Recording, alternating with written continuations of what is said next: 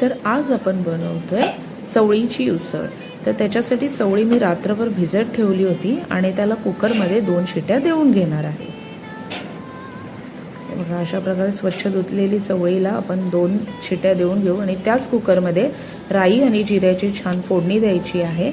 आणि फोडणीसाठी आपण वापरतोय कांदा, टोमॅटो आणि गार्निशिंगसाठी कोथिंबीर आणि हे घरगुती मसाले। तर छान कांदा, आलं लसूणची पेस्ट वगैरे टाकून घेतली आणि त्यानंतर याच्यामध्ये आपण टाकणार आहोत बारीक चिरलेला टोमॅटो। सगळे मसाले वगैरे टाकून घ्यायचे आहेत आणि वरून टाकायची आहे उकडलेली चवळी। ही जाडीवाली चवळी आहे आणि त्याला 2 ते 3 शिट्या देऊन घ्यायच्या।